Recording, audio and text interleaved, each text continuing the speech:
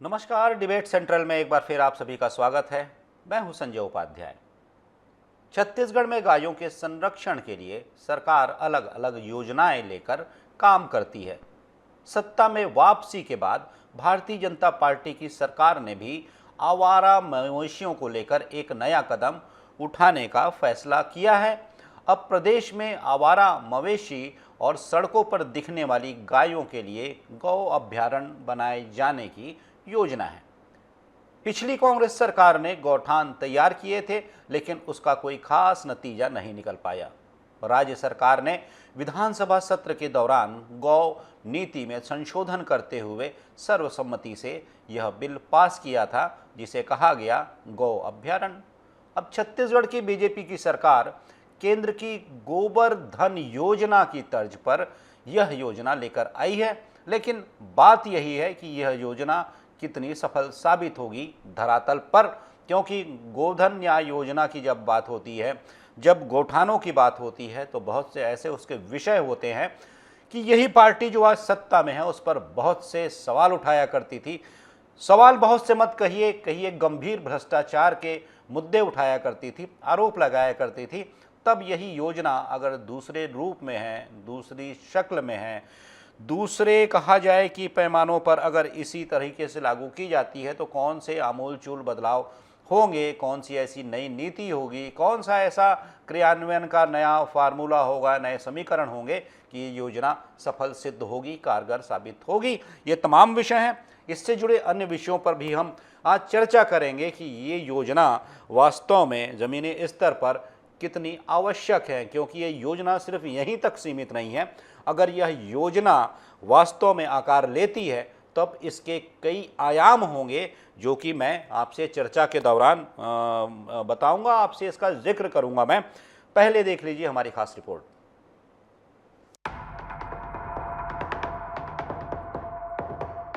कांग्रेस सरकार में भूपेश बघेल ने मुख्यमंत्री रहते गौठान योजना शुरू की थी। 2018 में शुरू हुई इस योजना ने देश भर में सुर्खियां बटोरी, लेकिन वक्त बीतने के साथ कांग्रेस सरकार के ड्रीम प्रोजेक्ट की जमीनी हकीकत बदलती गई। गौठानों में सभी तरह के आवारा मवेशियों को रखा जाता था। जमीन के एक हिस्से को बाउंड्री से घेरकर इसे तैयार किया गया था। इसे तब विपक्ष में रहते हुए भाजपा भ्रष्टाचार का केंद्र बताती थी। इसे लेकर सड़कों पर उतरकर प्रदर्शन भी किया था। छत्तीसगढ़ में गौठानों को लेकर भाजपा सरकार भी गंभीर है। कांग्रेस की गौठान योजना को असफल बताने वाली भाजपा अब जब सत्ता में आई है, तो केंद्र की गोवर्धन योजना की तर्ज पर आवारा मवेशियों के लिए एक नया कदम उठाने जा रही है। अब प्रदेश में सड़कों पर दिखने वाली गायों के लिए गौ अभयारण्य बनाया जाएगा। पिछली कांग्रेस सरकार ने गौठान तैयार किए थे, अब यह सरकार गौ अभयारण्य तैयार करेगी। इस योजना के शुरू होते भूखे प्यासे भटकने वाले मवेशियों को चारा और चिकित्सकीय सुविधा दिए जाने का दावा सरकार कर रही है। अच्छा है, होना चाहिए। छत्तीसगढ़ में क्यों नहीं होना चाहिए? जो हमने शुरुआत की है, कम से कम एक चीज़ को तो वो जारी रखे हुए हैं। बचत को तो सब बदल रहे हैं, है ना। हमने तो 5 साल पूरा जो किसानों के, मजदूरों के जीवन में परिवर्तन लाने का काम किया है। ये नाम परिवर्तित कर रहे हैं हम लोग। काम के हिसाब से जीवन में बदलाव लाए थे, तो हमारा गेम चेंजर था। अब ये नेम चेंजर सरकार है। भूपेश जी अपने कार्यकाल का पन्ना पलट ले। गौठान की क्या हालत थी। प्रदेश के पंचायत को चारागाह बना दिया था कांग्रेस पार्टी के लिए।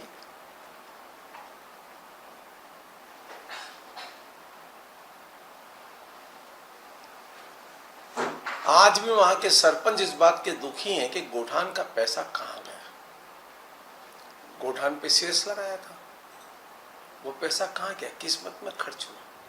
सरकारी योजनाओं के आगे सिस्टम की कमजोरी के कारण आज भी गाय सड़कों पर दिखने को मजबूर है। हालात ये हैं कि गायों की तस्करी के मामले भी बढ़े हैं।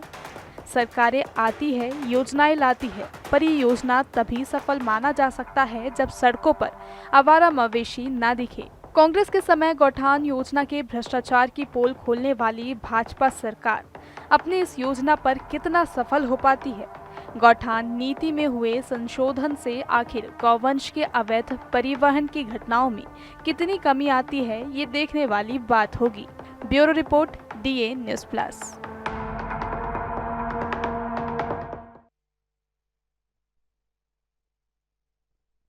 लगातार हम दिखा रहे हैं और जैसा कि हमने रिपोर्ट में दिखाया, हमने आपको बातें बताई, कुल मिलाकर लबुलुआब यही है कि गोधन न्याय योजना के अंतर्गत जो गोठान योजना चलाई जा रही थी उसमें सरकार के यही दावे थे कि हम भाई गोवंश की चिंता करते हैं, पशुओं की चिंता करते हैं, गोधन की चिंता करते हैं खासकर, और उनके लिए हम विशेष समुचित व्यवस्था करेंगे और इस व्यवस्था को हम ग्रामीण अर्थव्यवस्था के ताने बोने से ऐसा बुनेंगे कि इसका लाभ ग्रामीणों को मिलेगा, स्व सहायता समूहों को मिलेगा जिसमें वो महिलाएं जुड़ी हुई हैं। कुल मिलाकर गांव की जो संरचना है, आर्थिक संरचना है, ताना बाना है, वह मजबूत होगा। गांव में समृद्धि आएगी तब निश्चित रूप से प्रदेश में भी समृद्धि आएगी, प्रदेश समृद्ध होगा तो देश समृद्ध होगा। कुल मिलाकर इस योजना से समृद्धि की एक कहानी बताई गई थी, एक गाथा कहा जाए, वो उसकी पटकथा तैयार की गई थी। लेकिन बात यही उठती है कि जब यह पटकथा जो होती है, जब वो चरितार्थ होने जाती है, जब उस पर काम शुरू होता है तो वो काम कितना होता है। अब यही सवाल उठेगा भारतीय जनता पार्टी के भी नेताओं से, भारतीय जनता पार्टी की सरकार से, कि वो जब एक इसी रूप की अलग प्रकार की, अलग नाम से, एक अलग व्यवस्था बताते हुए योजना लाई जा रही है, तब इस योजना में क्या कुछ नए आयाम होंगे जो कि गोठान से अलग होंगे। ये तमाम विषय हैं जिस पर आज हम चर्चा करेंगे अपने खास मेहमानों के साथ। पहले अपने मेहमानों से आपका परिचय करवा दूं। दिनेश अग्रवाल हैं, प्रवक्ता हैं भारतीय जनता पार्टी के। दिनेश जी, आपका स्वागत है। शिव सिंह ठाकुर जी हैं, प्रवक्ता हैं कांग्रेस के। शिव जी, आपका स्वागत है। और साथ ही साथ रमेश पांडे हैं, वरिष्ठ पत्रकार हैं। रमेश जी, आपका भी बहुत बहुत स्वागत है सर। तो हम जैसा कि चर्चा की शुरुआत कर रहे हैं, आपसे ही शुरुआत में कर लेता हूं दिनेश अग्रवाल जी, कि आपने जमकर कोसा गोधन न्याय योजना, गोठान योजना, उसके क्रियान्वयन को, योजना को कम, क्रियान्वयन को आपने ज़्यादा कोसा। बड़े बड़े आपने आरोप लगाए गोठान पर, इस योजना पर। आपने कहा 1300 करोड़ का भ्रष्टाचार हुआ है, घोटाला हुआ है, और तरह तरह की आपने बातें की कि जो तो 286 करोड़ रुपया का भुगतान किया गया था, मतलब जिसकी गोबर खरीदी की गई थी, वो फर्जी थी। कुल मिलाकर आपने इस योजना को एक तरीके से कहा कि ये भ्रष्टाचार का गढ़ था। और एक नेता के बयान को मैं अगर कोट कर लूँ, जो आपके नेता थे, उन्होंने जो बयान दिया था, उन्होंने कहा था यह गौठान जो भ्रष्टाचार का स्मारक बन चुका है, अपनी सरकार में हम इसकी जांच कराएंगे, ये उनके स्टेटमेंट थे। तो अब आप जब ये योजना लेकर आ रहे हैं, गो अभ्यारण्य योजना, गोवंश अभ्यारण्य योजना, तो ये कैसे इससे अलग होगी अग्रवाल जी? किस तरीके से अलग होगी कि ये सारी बातें फिर ना अब का विपक्ष उठा पाए? दिनेश जी। ये सर्वप्रथम आपको और आपके दर्शकों को, मीडिया पैनलिस्ट के मेरे साथियों को नमस्कार जी। नमस्कार। देखिए, योजना आती है, क्रियान्वयन करना और उसमें भ्रष्टाचार ना हो, ये सबसे बड़ी सौगात। योजना बनाई थी कांग्रेस ने भ्रष्टाचार करने के लिए, न कि गौ माता के उद्धार के लिए। भारतीय जनता पार्टी दृढ़ संकल्पित है कि गौ माता का अच्छे से रख रखाव होना चाहिए, गौ माताओं के कार्य में भ्रष्टाचार नहीं होना चाहिए। जब भ्रष्टाचार नहीं होगा, गौ माता का पैसा गौ माता को मिलेगा। लेकिन कांग्रेस ने, आपने देखा, 1330 करोड़ रुपए का गौठान घोटाला किया, 300 करोड़ रुपए से ऊपर का गोबर घोटाला किया। ये स्टेटमेंट देते हैं गोबर तो पानी में बह गया, गोबर की जब बात की जाती है। तो ये टोटल योजना भ्रष्टाचार करने के लिए थी, विकास करने के लिए नहीं थी। इनकी नीयत सही नहीं थी। और हम दावे के साथ बोलते हैं, गौ हमारी माता है, उन्हें हम माता का दर्जा देती है भारतीय जनता पार्टी और उनकी सरकार। तो आप देखिएगा, गौ माता का पैसा गौ माता के कार्य में ही खर्च होगा। जब गौ माता के कार्य में खर्च होगा तो गौठान ऐसे भी गौ माताओं का विकास होगा, गौ माता को चारा मिलेगा, पौष्टिक आहार मिलेंगे। तो गौ माता को जब पौष्टिक आहार मिलेंगे, चारा मिलेगा, तो निसंदेह गौठान का इसके लिए कोई फुल प्रूफ प्लान बनाया है दिनेश जी आप लोगों ने? फुल प्रूफ प्लान, क्योंकि आपको लीकेज मालूम है, आप जो आरोप लगा रहे हैं इसका मतलब आपको लीकेज पता था, लीकेज कहाँ है, तो आप फुल प्रूफ प्लान बना रहे हैं, क्या है वो? देखिए, गौ माता के रहने के लिए सबसे पहले तो स्थान का निर्धारण जी। करके उनके घूमने फिरने और रहने और उनके पौष्टिक अन्न की आहार की व्यवस्था करना, जी हाँ। ये मूलभूत आवश्यकता है, जिसके बिना आप गौठान या गौ अभ्यारण्य की परिक्रमा नहीं कर सकते, क्योंकि आपके पास रहने के लिए जगह नहीं है, गायों के अभ्यारण्य के लिए जगह नहीं है, चारागाह के लिए जगह नहीं है, तो आप क्या करेंगे? तो ये चीज सबसे बड़ी बात है गौ अभ्यारण्य को लेकर। दूसरा चीज, गोबर घोटाले के नाम से इन्होंने, कांग्रेस पार्टी ने गोबर का घोटाला कर लिया। गोबर नहीं संदेह सरकार गोबर का खरीदी एक मानक रूप में होना चाहिए, और जो वाकई में खरीदार हैं, जो वाकई में बेचने वाले हैं, उनसे होना चाहिए। ये नहीं कि एक व्यक्ति के घर में एक गाय नहीं है और 2 लाख रुपए का गोबर खरीद के उसको भुगतान कर दिए, तो ये भ्रष्टाचार की जननी है। गौ माता का विकास करने से ही, गौ माता के रख रखाव करने से ही, गौ माता को पौष्टिक आहार देने से ही गौ माता का अच्छे से रख रखाव हो सकता है, और जिसके लिए भारतीय जनता पार्टी और भारतीय जनता पार्टी की सरकार पूर्ण रूप से दृढ़ संकल्पित है। हम योजना को जमीन में लाकर धरातल में उसका। शिव जी, जैसा कि आप सुन रहे होंगे, पूर्व मुख्यमंत्री भूपेश बघेल कह रहे हैं, हम स्वागत करते हैं कि आप इस योजना को आगे लेकर जा रहे हैं, इस योजना को आप आगे लेकर जा रहे हैं, हम तो आपका स्वागत करते हैं, ठीक है आप कीजिए, तब इसमें परेशानी क्या है? मैं देख रहा था कि बहुत से कांग्रेस के नेता इस पर सवाल उठा रहे हैं, तरह तरह की बातें कर रहे हैं। वो कह रहे हैं कि अगर हम भ्रष्टाचार कर रहे थे, ऐसा आरोप अगर हमारे ऊपर लगता है, हम पर लगाया जाता है, इसका मतलब क्या आप भी वही करना जा रहे हैं? जब इस योजना का क्रियान्वयन, इस योजना को जब आप आगे लेकर जा रहे हैं अपनी सरकार के साथ, तो क्या यही करना चाह रहे हैं? आप लोग आरोप लगा रहे हैं, पूर्व मुख्यमंत्री स्वागत कर रहे हैं। देखिए संजय उपाध्याय जी, ये भारतीय जनता पार्टी केवल झूठ अफवाह फैलाती है। जो मुख्यमंत्री जब भूपेश बघेल जी थे, कांग्रेस की सरकार थी, तो गौठानों का जो निर्माण किया गया था, उसमें पंचायतों को पूरा अधिकार दिया गया था कि वो समिति बनाकर और धन इकट्ठा करके, राशि लेकर उस गौठानों पे गाय लोगों की सेवा करेंगे। सरकार भी मदद करेगी जी। सरकार तब तक मदद करेगी कि जब तक आप पैर में अगर खड़ा रहे, जिस दिन आप गौठान को लेकर पैर में खड़े, जैसे गाय से गौ मूत्र हो गया, गौ वंश से जो भी फायदे होंगे, उसमें वर्मी कंपोस्ट बनेगा, कंडा बनेगा, ऐसे खाद बनेंगे, तो इस टाइप का जो चीजों से वो एक समय ऐसा आएगा जब वो सक्षम हो जाएंगे गौठान वाले, तो सरकार को जो है अंश देने की जरूरत नहीं पड़ेगी। लेकिन सरकार ये बोली कि आप करिए और हम आपके पीछे खड़े हैं। गोबर मिलता नहीं था सड़कों में, सड़कों में गोबर नहीं मिलता था। जो हमारी माताएं बहनें हैं वो गोबर तुरंत उठा लिया करती थी। आज तो गोबर मवेशी जो है सड़कों में रोज 3-4 मवेशी रोज थी। अभी बड़ौदा बाजार में कुछ दिनों पहले 1 दर्जन से ज्यादा मवेशी जो है मारे गए। अभी कुछ दिन पहले, अभी कल के अखबार में आया है कि वो दरबा, मुर्गी दरबा टाइप के जगह में गाय गौरा को रख दिया गया। करीब लगभग 20 से 25 गौ बहुत मारे गए। ये विष्णुदेव जी की सरकार आई है। सड़कों में रोज इंसानों की तो जान जा रही है, उसके साथ साथ रोज 4-5 रोज, आज ही की घटना आया है, कहीं पे 4 से 5 मवेशी मारे गए हैं और 4-5 लोग घायल हैं। तो इस प्रकार से भारतीय जनता पार्टी की जो सरकार आई है अभी विष्णुदेव जी की, केवल 6 से 7 महीने होने जा रहा है, केवल भ्रष्टाचार कर रही है। कांग्रेस के भ्रष्टाचार एक भी साबित अभी तक नहीं कर पाई कि एक भी भ्रष्टाचार को कम से कम साबित कर दे। केवल भ्रष्टाचार बोल के जनता को बेवकूफ, जनता को बरगला के, जनता से छलावा करके तो आ गए। इसलिए जब समझ गए कि जनता को हमारा जो है ये कारनामा देख रही है। ठीक है शिव जी, मैं थोड़ा सा रमेश पांडे जी से पूछ लेता हूं, वरिष्ठ पत्रकार हैं। रमेश जी, आप भी सुन रहे होंगे सर दोनों प्रवक्ताओं को, लेकिन आपने तो इस योजना को करीब से देखा भी है। अब जो ये योजना लागू होने जा रही है तो इसकी मोटी बातें हमने देखी हैं कि इसमें क्या कुछ है, क्या करने जा रही है सरकार, क्या करना चाहती है।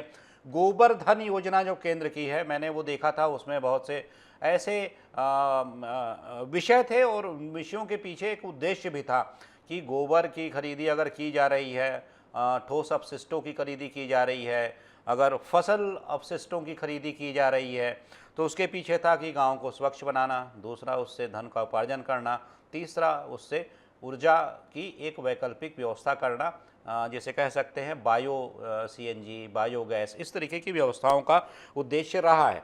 यहाँ भी जब ये योजना शुरू हुई थी तो आपने देखा था कि यही बात है। आपसे एक सवाल करता हूँ कि इसके लिए वित्त की व्यवस्था, इसके लिए फंड की व्यवस्था एक बड़ा विषय होता है जब आप इस प्रकार की योजना लेकर आते हैं जिसका कि सीधा संबंध कई विभागों से होता है। तो ऐसे में इसके लिए राशि, बजट की व्यवस्था कहाँ से होगी? और जैसा मैं गोवर्धन योजना में भी देख रहा था कि 5 विभाग इसमें सम्मिलित हैं, गौठान योजना में भी हम देख रहे थे, जैसा कि भाजपा आरोप लगाती थी कि आपने कुल मिलाकर 5 से 6 विभागों से अलग अलग तरीके से पैसे लिए, जिसमें मनरेगा को भी शामिल बताया जाता है, जिसमें और भी जो अलग अलग मद हैं, डीएमएफ सहित तमाम हैं। तो आपको क्या लगता है कि इसके लिए वित्त की व्यवस्था कहाँ से संभव है ताकि ये योजना एक कहा जाए कि एक स्व अस्तित्व के साथ चल सके, इसे किसी की आवश्यकता ना हो, क्योंकि ये तो विभागों से जुड़ी हैं। सबसे पहले तो मैं दिनेश भाई, शिव भाई को नमस्कार करूंगा और आपके इस चैनल के माध्यम से जो दर्शक जुड़े हैं उनको भी नमस्कार करूंगा जी। एक संजय भैया, सबसे पहली चीज ये बताऊं कि जो गौठान योजना है जी, गौठान योजना बहुत अच्छी योजना आई। गांव-गांव में इसके लिए एक इंफ्रास्ट्रक्चर तैयार हुआ जी। जो केंद्र सरकार की गोवर्धन योजना हो चाहे राज्य सरकार की गौठान योजना हो, उसमें देखिए गायों का संबंध स्वास्थ्य से भी है, रोजगार से भी है, इकोनॉमी से भी है, बिल्कुल। कई क्षेत्रों में उसका बहुत व्यापक स्वरूप है। लेकिन जो समस्या खड़ी हुई कांग्रेस की सरकार जिस पे आरोप लगा, क्रियान्वयन में गड़बड़ी हुई, क्रियान्वयन में कहीं न कहीं सरकार उसको अच्छे ढंग से नहीं कर पाई। अब रही बात वित्त व्यवस्था की, तो पंचायतों में इसके लिए कोई कांग्रेस सरकार ने भी अलग से बजट का प्राविधान नहीं किया था। बिल्कुल। लेकिन जो पंचायतों की तमाम तरह की योजनाएं हैं, जैसे गांव में स्वच्छता की योजना है, तो उसका बजट इससे जोड़ा जा सकता है, क्योंकि अगर गांव में गौठान हो और अपशिष्टों का केंद्रीकरण हो, वर्मी कंपोस्ट बन रहा हो, तो सफाई अपने आप हो जाएगी। तो जो स्वच्छता का एक पंचायत विभाग का बजट है, अच्छा खासा इसमें इस्तेमाल किया जा सकता है जी। स्वयं मैं आपको बताऊं रमेश जी, पांडे जी, मैं आपको बता रहा हूं कि इसमें जो बजट का इस्तेमाल किया गया था वो, जैसा कि हमारे पास एक आंकड़ा है, मनरेगा का पैसा था, 14वें वित्त का पैसा था, 15वें वित्त का पैसा था, डीएमएफ का पैसा था, प्राधिकरणों से संबंधित पैसा था, अधोसंरचना मद से संबंधित पैसा था, स्वच्छ भारत मिशन से संबंधित पैसा था, सीएसआर से संबंधित पैसा था, और ये सारे पैसे मिलाकर इस योजना के तहत खर्च किए गए थे। वही कह रहा हूँ कि इन योजनाओं से जब आप मत ले आते हैं तो इन योजनाओं के लिए, जैसे स्वच्छ भारत आप कह रहे हैं या स्वच्छता अभियान कह रहे हैं, तो ठीक है, वो अलग विषय है जिसके साथ जुड़ सकता है, लेकिन अन्य अगर हम मदों को जोड़ दें तो सर उन मदों के भी अपने कुछ कार्य होते हैं, कुछ विषय होते हैं जिसके लिए पैसे होते हैं, वो उससे प्रभावित होते हैं। नहीं, मैं ये नहीं कह रहा हूँ कि पूरे पैसे इसमें लगा दिए जाएं जी, लेकिन जो उसके कुछ हिस्से का पैसा इसमें इस्तेमाल आसानी से किया जा सकता है। जैसे एक उदाहरण स्वरूप में आपको बताऊं, जैसे स्वयं सहायता समूहों को सरकारें पैसा देती हैं उनको प्रमोट करने के लिए। जी हाँ। तो जो स्वयं सहायता, अब देखिए गौठान योजना का स्वरूप बहुत बृहद है। जी हाँ। अगर गौठान योजना को, जैसे वर्मी कंपोस्ट है, अगर वर्मी कंपोस्ट को वैल्यू एडेड कर दिया जाए तो वर्मी कंपोस्ट एक ऐसा माध्यम है कि जो बड़ी बड़ी मॉल्स में, अच्छे दुकानों में, कृषि उर्वरक के बड़े बड़े स्थानों पर उसका बिक्री हो सकती है, वो एक बहुत अच्छा स्वरूप बन सकता है जी। तो उसका अब वो अगर बिक्री का स्वरूप बनेगा तो उसमें रोजगार की संभावना है, मैनेजर होंगे, सेल्समैन होंगे, तमाम इस तरह के भी इंफ्रास्ट्रक्चर तैयार हो जाएंगे। तो एक इसका बहुत अच्छा स्वरूप है, बहुत बड़ा स्वरूप है, लेकिन सवाल यह है कि क्रियान्वयन कौन करेगा। क्रियान्वयन में बहुत ज्यादा गड़बड़ी है जी, जिसकी वजह से ये योजना फेल नजर आ रही है जी। अब जैसे ये सवाल है गौ अभ्यारण्य की राज्य सरकार, तो गौ अभ्यारण्य किस स्टेज पे होगा, गांव स्तर पे होगा, ब्लॉक स्तर पे होगा, तहसील स्तर पे होगा, जिले स्तर पे होगा, या राज्य स्तर पे होगा, या निकाय स्तर पे होगा, इसका कोई अभी ड्राइंग डिजाइन सामने नहीं आया है। तो ये एक बात जरूर चल रही है, और नाम भी बहुत अच्छा है कि गौ अभ्यारण्य हो रहा है, तो सड़कों पे जो टहल रहे हैं मवेशी, अब वो कलेक्ट होंगे, एक अच्छा स्वरूप बनेगा। लेकिन अब मैं आपके पास आता हूँ रमेश जी, एक विषय है, बड़ा विषय, जिसपे आपसे पूछूंगा। पहले शिव जी से एक बात कर लूँ मैं। शिव जी, जैसा कि आप बात कर रहे थे, आपने एक कुछ बातें बताई हैं, लेकिन जब आप गोठान योजना जब आपकी चल रही थी तो उस वक्त इस पर बड़े आरोप लग रहे थे, और जैसा मैंने कि पहले ही कहा, भारतीय जनता पार्टी ने, उनके कद्दावर बड़े नेताओं ने, उनके सभी बयान मेरे पास हैं, उन्होंने इसे एक बड़ा घोटाला बताया, बड़ा भ्रष्टाचार बताया, 1300 करोड़ से ज़्यादा का इसे घोटाला बताया, और कहा कि इसकी सारी राशि खाली कांग्रेस के कार्यकर्ताओं के जेबों में जा रही हैं। कुछ जगह ये योजना अपने मूल स्वरूप में, जैसा बताया जा रहा है, उसके करीब संचालित है, बाकी सिर्फ जगहों पर बंदर बाट है। आपने ये सब देखा था क्या शिव जी कभी ऐसा होते हुए? जी, भारतीय जनता पार्टी, मैं दावा कर रहा हूँ कि भ्रष्टाचार का जो आरोप लगा रहे हैं वो सरासर गलत है, क्योंकि उतना पैसा बजट में दिया ही नहीं गया है जितना इन्होंने आरोप लगा रहे हैं। आप आंकड़े में आपको पेश कर दूंगा कि हमारी मुख्यमंत्री भूपेश बघेल जी की सरकार थी, उसमें उतना पैसा बजट में इनको दिया ही नहीं गया था जितना ये भ्रष्टाचार का आरोप लगा रहे हैं। उस समय जो है, मैं फिर से बात दोहराना चाहूंगा कि स्वसहायता समूह, वर्मी कंपोस्ट और भी कुछ चीजों के लिए मुख्यमंत्री भूपेश बघेल जी ने योजना बनाई थी कि हम कुछ दिनों तक, और उन्होंने कहा भी था कि जब इन लोगों ने भ्रष्टाचार ढूंढने निकले थे, वो एक दो जगह गए और कुछ नहीं मिला। क्या पहली योजना 15 साल रमन सिंह की सरकार ने, आपने देखा होगा कि इनके अपने लोगों को डीएमएफ फंड से पैसा देकर किस तरीके से गाय को जो है, और वो गौशाला को फंड देकर किस प्रकार से गायों का खाल निकालकर और उसका चमड़ी निकालकर, इनके भारतीय जनता पार्टी के नेता लोग जो है 15 साल जो है गौ माता के नाम से जो है पैसा खाए हैं। और हमारी सरकार जो है गौ माता के नाम से कभी वोट की राजनीति नहीं की। हम लोगों ने सिर्फ गौ माता की सेवा किया है, और उनके लिए गौधन की जो है हमने योजना बनाई। लेकिन ये लोग गौ माता के नाम से वोट मांगते हैं, लेकिन जब वोट जनता इनको वोट देती है तो ये उसको भुला देते हैं। तो मुख्यमंत्री भूपेश बघेल जी की योजना थी उपाध्याय जी कि हम उनको पैरों में खड़ा करेंगे। पंचायत, आज भी कल उन्होंने अपने भाषण में कहा है, उन्होंने पंचायत को इतना ताकत दे दिया है और बोला किसी के बाप की दम नहीं है कि ये जो अगर सरपंच चाहे तो गौठान को जो है फिर से चालू कर दे। ऐसा मैंने योजना बना के दिया है कि किसी के बाप में दम नहीं है कि गौठानों को रोक दे। उन्होंने बोला है कल मीडिया रिपोर्ट के अनुसार। और उपाध्याय जी, आपने देखा होगा कि गोबर से, वर्मी कंपोस्ट से सारी महिलाएं जो है अपने स्वावलंबन से पैरों में खड़े हो गई थी, और आज फिर बेरोजगारों कगार में आ गई है। आज फिर वो पीड़ित हो रही है। ये भारतीय जनता पार्टी की जो सरकार है, महिलाओं को वो ये महतारी वंदन में इधर पैसा दे रही है, दूसरी तरफ से बिजली बिल में और दारू में रेट बढ़ाकर ये वो इस प्रकार से दूसरे तरीके से ये ले रही है। जनता समझ चुकी है उपाध्याय जी। अब आप देख लीजिएगा, इतना आक्रोश है जनता, इतना आक्रोश है अभी कि अभी बताया नहीं जा सकता। और इसी का देख लीजिए, रोज सुप्रीम कोर्ट, हाई कोर्ट ने जो है संज्ञान लिया है अभी कि मवेशी लोगों को ये ऐसा है जो मारे जा रहे हैं जानवर, और जो इंसान मारे जा रहे हैं। मतलब आज विष्णुदेव बिल्कुल, बिल्कुल शिव जी, आप जो कह रहे हैं, यही बात लेकर मैं रमेश जी से कुछ पूछता हूं। रमेश जी के पास जाता हूं। आप जो कह रहे हैं वही बात है।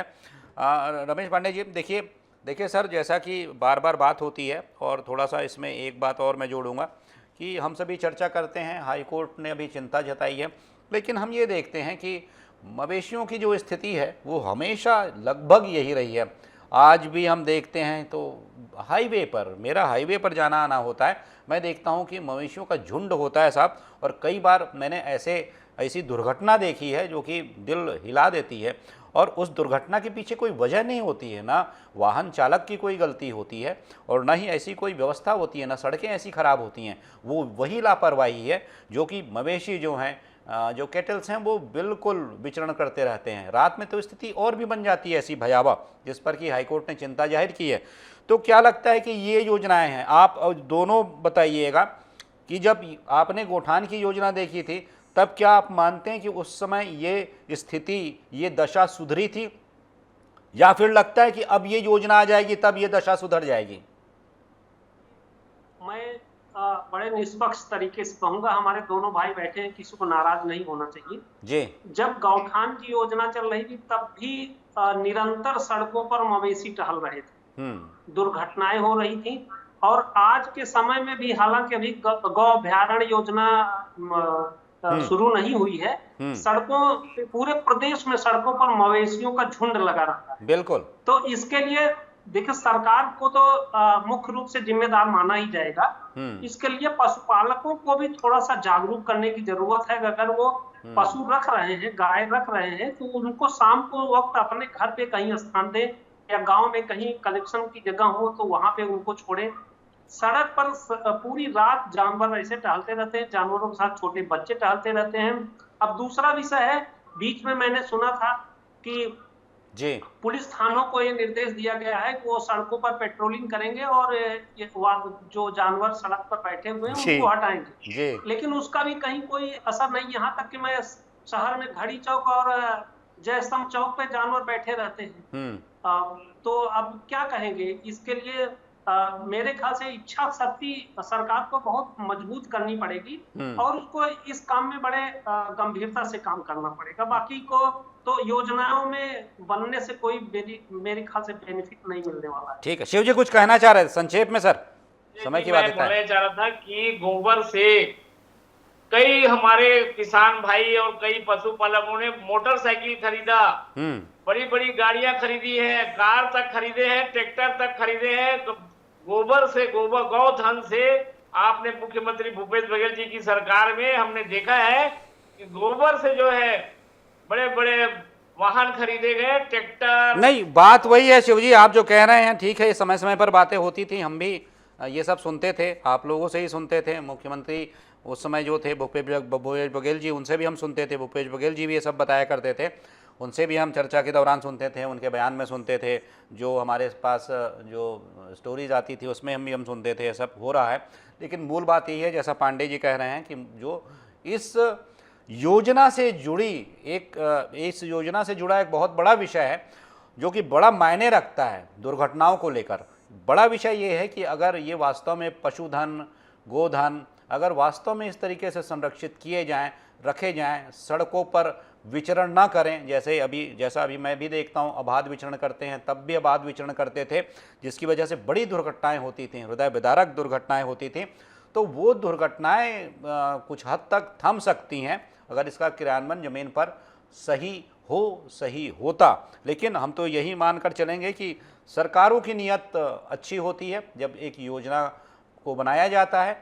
सवाल यह है और बड़ा विषय यही है कि उसका क्रियान्वयन धरातल पर कैसे हो रहा है, बड़ा विषय ये होता है, उससे ही इस योजना की पहचान होती है। फिर दोहरा रहा हूँ, योजना तो अच्छी होती है और अच्छे नियत से, पवित्र भावना से ही बनाई जाती है। तो आज की चर्चा में इतना ही, चूँकि समय की बाध्यता है। आप सभी हमारे साथ जुड़े, दिनेश अग्रवाल जी, शिव सिंह ठाकुर जी, आपका बहुत बहुत धन्यवाद। साथ ही साथ रमेश पांडे जी, सर आपका भी बहुत बहुत धन्यवाद हमारे साथ जुड़ने के लिए।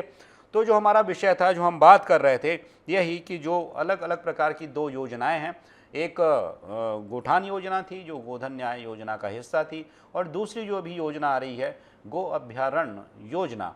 इन दोनों योजनाओं का मैं देखता हूं उद्देश्य कहीं ना कहीं एक ही दिशा में जाता है, एक ही काम करने को सोचता है, एक ही प्रकार की बातें करता है, लेकिन इसके क्रियान्वयन में और इसके विस्तार में थोड़ा अंतर हो सकता है। और साथ ही साथ विषय ये भी है कि अगर गोठान योजना में इतने लूप्स थे, अगर वहाँ पर इतने कहा जा सकते हैं भ्रष्टाचार किए जाने के चैनल्स बने हुए थे, वहाँ पर इतने लूप लाइन्स थे, लूप होल्स थे, तो क्या इस योजना को इस तरीके का फुल प्रूफ बनाया जाएगा कि इस योजना पर आने वाले दिनों में विपक्ष इस तरीके के सवाल, इस तरह के सवाल ना उठा पाए। तो आज की चर्चा में सिर्फ इतना ही।